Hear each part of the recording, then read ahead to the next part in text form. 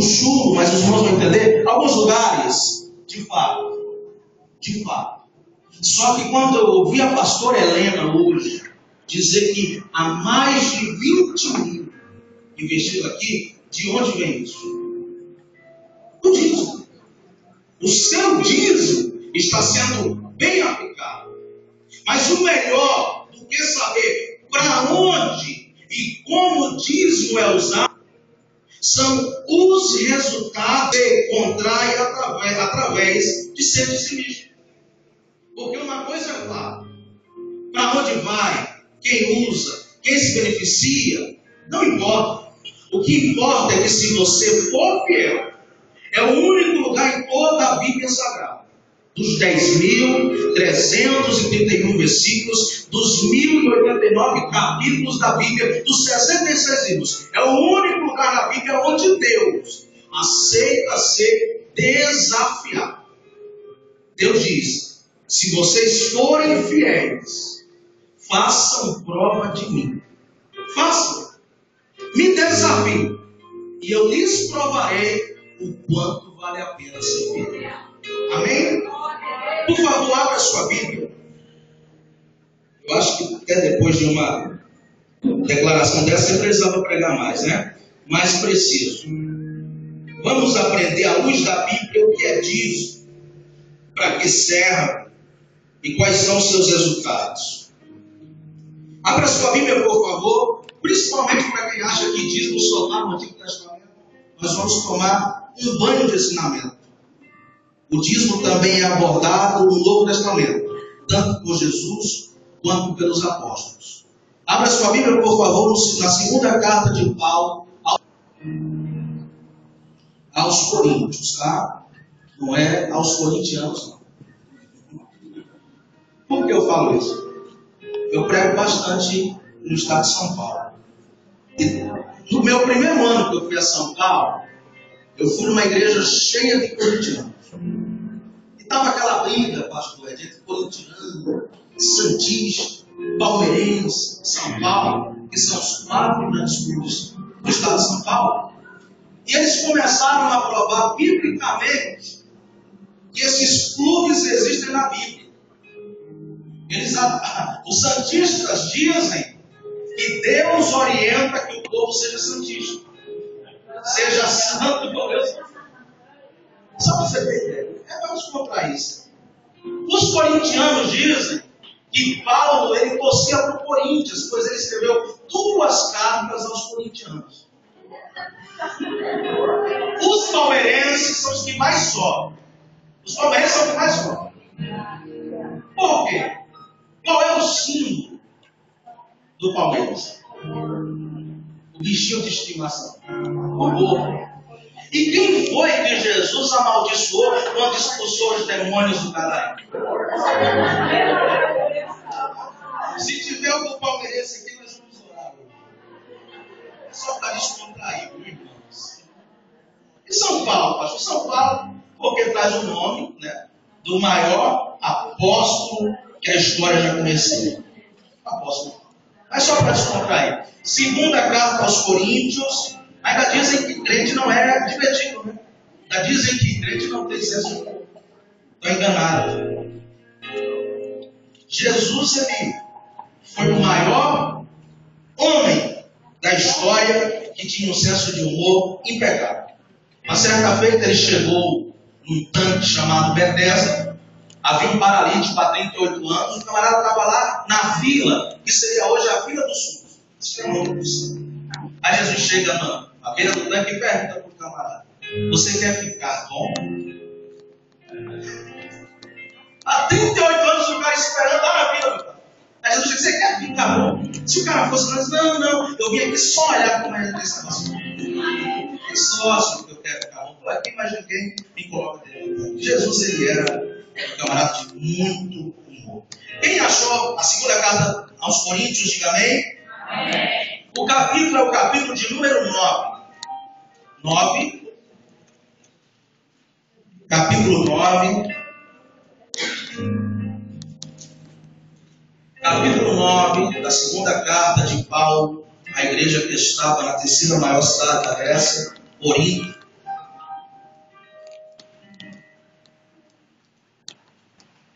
A partir do versículo 6.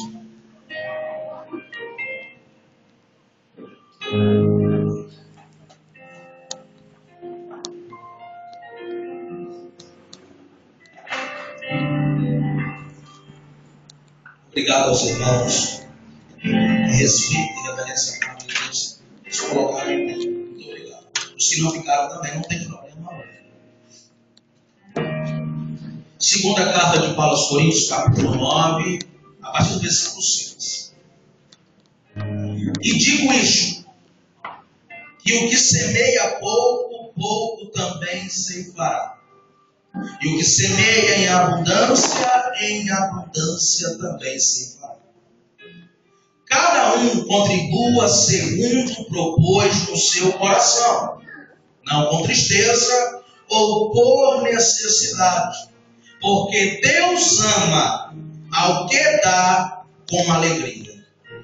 E Deus é poderoso para tornar abundante em vós toda graça, a fim de, tendo sempre em tudo toda suficiência, superabundez em toda boa obra, conforme está escrito: espalhou, deu aos pobres, a sua justiça permanece para sempre. Ora, aquele que dá a semente ao que semeia e pão para comer, também multiplicará a vossa semente e aumentará os frutos da vossa justiça, para que em tudo enriqueçais para toda a beneficência, a qual faz que por nós se deem graças a Deus. Amém? Amém. Pode tomar o seu assento. Vocês já oraram para que Deus usasse o pregador. E eu creio que o Espírito Santo falará conosco. Meus irmãos, como o culto já está uma bênção, Deus já usou a pastora Helena para desafiar os não dizimistas e estimular os dizimistas. Eu tenho total liberdade agora para pregar. Porque uma coisa eu percebi ao estar aqui à frente do altar junto ao pastor Rinaldo. Esta igreja é uma igreja que quer viver uma vida plena e abençoada dentro da vontade de Deus. Eu gostaria de deixar claro, em primeiro lugar, antes de tomar posse do estudo aqui, que serei breve. Alguém me perguntou certa feita: pastor, ser dizimista é obrigatório? E eu disse com muita categoria: não. Não há um texto na Bíblia que obrigue um ser humano, um cristão, um evangélico a ser dizimista. Não.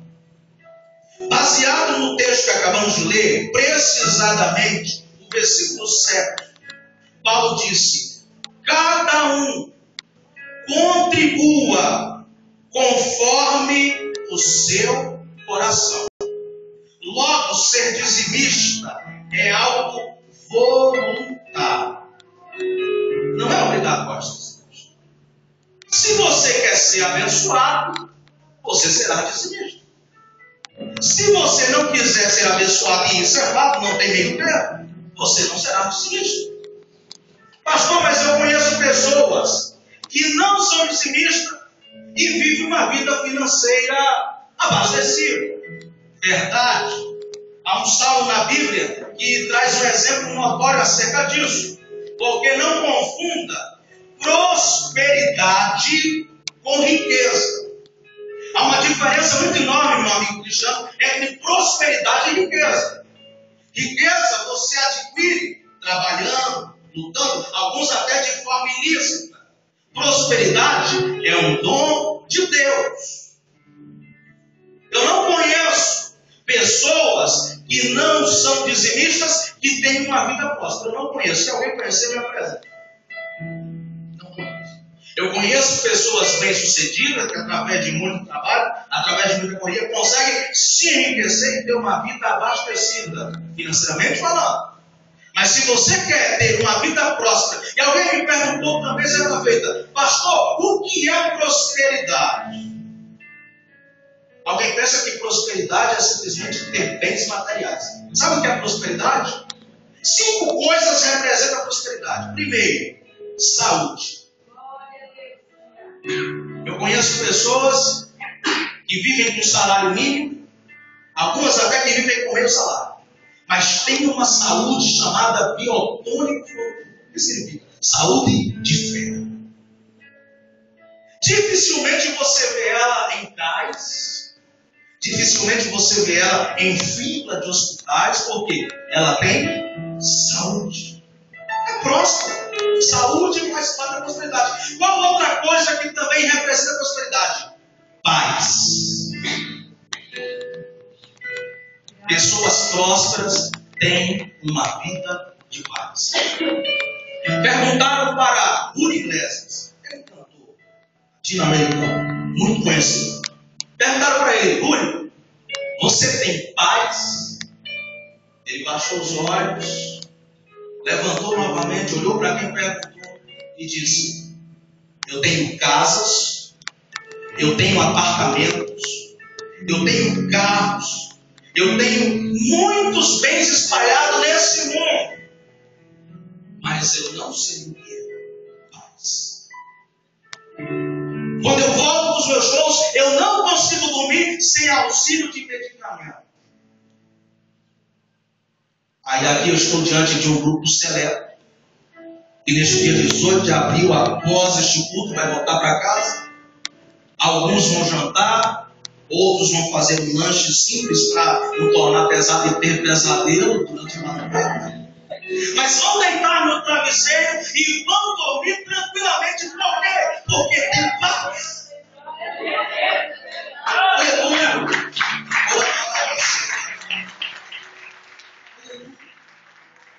Mesmo sabendo que amanhã tem conta para cobrir, tem cheque para cobrir, tem boleto para pagar, mesmo sabendo que amanhã tem que fazer alguma coisa, mas vai dormir tranquilamente, crendo que o amanhã pertence a Deus. Isso é o quê? Paz. Prosperidade, além de saúde e paz também, significa comunhão. Eu gostaria que você repetisse essa palavra aqui, ó. Koinonia. Pastor, é japonês? Não, é hebraico. Vamos lá. Koinonia. Não, hebraico não. Koinonia significa comunhão. E comunhão, ela é interessante porque ela se dá tanto na vertical quanto na horizontal. Na horizontal nós temos paz com os nossos irmãos. Na vertical nós temos comunhão com o nosso Deus. Sabe o que faz nos assentar um ao lado do outro e glorificar a Deus e exaltar o Senhor? E depois alguns vão no pit dog, outros vão na pizzaria. E por favor, esta igreja abençoada do Jardim Marisa, toda vez que vocês programarem algo assim após o culto, não deixem de convidar o pastor Tiago. Deixa o pastor Tiago ir embora. Leva o pastor Tiago com vocês. Isso é comunhão, irmão. Eu poder ir em tua casa, você poder ir à minha casa, e uns ir à casa um dos outros, isso é comunhão.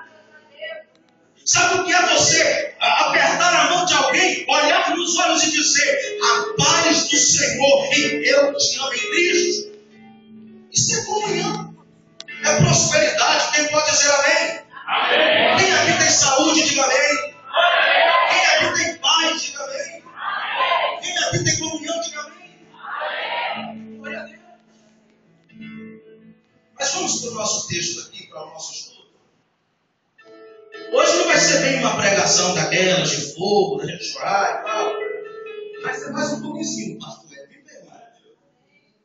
Eu gostaria que aqueles que amam a Bíblia, que gostam de anunciar, ajudassem o pastor Tiago, por favor. Por favor. Eu gostaria que alguém já abrisse a sua Bíblia em Atos dos Apóstolos. Capítulo 4, versículos 34 e 35. Aleluia. Abra a sua Bíblia, por favor. Pode, pastor Ed, por favor. Não havia coisa entre eles. Eles estavam juntos, porque todos possuíam liberdade, lugar, medíocre, traziam o peso do fora vendido, e depositavam a fé na fonte, e repartia-se a cada um segundo a necessidade que cada um tinha. Obrigado, pastor. Olha só que coisa interessante. Eu começo a minha palavra me baseando na história, no início da igreja. Tudo começou aqui em Atos. Escute isso aqui, por favor. Tudo começou em Atos. O Espírito Santo é tão bom que eu não cheguei a colocar no papel por questão de dizer muita coisa. Mas, pastor Ed, aproveitando que o senhor aí está no bairro de Atos dos Apóstolos, localiza aí a casa 2, o capítulo 2 de Atos. Por favor, pastor. E leia a partir do versículo 42. E assim eu darei seguimento à palavra. Isso, até o 47. E preservaram na doutrina dos apóstolos, e na comunhão, e no partir do pão, e nas orações. Em cada alma havia temor, e muitas maravilhas e sinais se faziam pelos apóstolos. Todos que criam estavam juntos e tinham tudo em comum. Vendiam suas propriedades e fazendas, repartiam com todos, segundo cada um tinha necessidade. E preservando tudo e perseverando unânime, todos os dias do tempo, e partindo pão em casa, comiam juntos com alegria e prisioneiro no coração, louvando a Deus e caindo na graça de todo o povo. E todos os dias acrescentava o Senhor à igreja aqueles que a Deus salvar. Glória a Deus. Obrigado, pastor Ed. Se os irmãos perceberem, Atos 2, versículos 42 a 47, e Atos capítulo 4, versículo 34 e 35, tem tudo a ver, estão entrelaçados, estão ligados. Por quê? Tudo por causa do assunto que nós vamos tratar aqui hoje. Contribuição. É verdade que os programas televisivos que dizem representar o povo evangélico, quando na verdade não representam a maioria deles, eles têm deturpado este assunto. Semana passada eu passei por um vexame, precisamente terça-feira da semana passada. Um rapaz chegou para mim e disse: Tiago, eu estava até pensando em me converter aos evangélicos. Você quer dizer ao evangelho? Mas não tem conhecimento aos evangélicos. E eu estava passando uma situação muito grave no meu casamento, minha mãe doente. E eu liguei um programa de TV por volta da meia-noite e fui esperando ouvir uma palavra de Deus no oração. E eu confesso para você, Tiago, que eu tive nojo. Porque das 4 horas de programa que eu fiquei à frente da TV observando, 3 horas e 35 minutos foi um camarada pedindo e vendendo milhão. Eu não imaginava que vocês tinham chegado a tal ponto. Eu sou Paulo. Não generaliza. Não somos todos. Nós não manipulamos as pessoas. Porque uma coisa eu quero deixar claro, irmão. Se alguém aqui for visitar uma dessas igrejas e você ouvir o pastor, o pregador dizer: olha, dê tudo que você tem, que Deus vai te devolver todo, não caia nesta conversa. Eu falo por conhecimento bíblico e autoridade pastoral dada pelo Espírito Santo de Deus. Não caia nesta conversa. Deus nunca pediu nada de uma pessoa a ponto de deixá-la frustrada.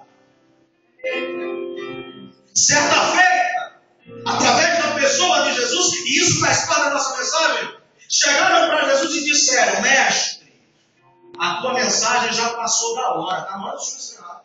Já são quase 17 horas da tarde e nós precisamos ir embora porque o povo está com fome. E aqui não tem supermercado perto. Aí Jesus diz: dai-lhe vós alguma coisa de comer. Aí Filipe, que era economista da turma dos discípulos, disse para Jesus: olha, ainda que tivéssemos 200 denários, em uma outra oportunidade eu explicarei para vocês quanto é o preço do denário. Ainda que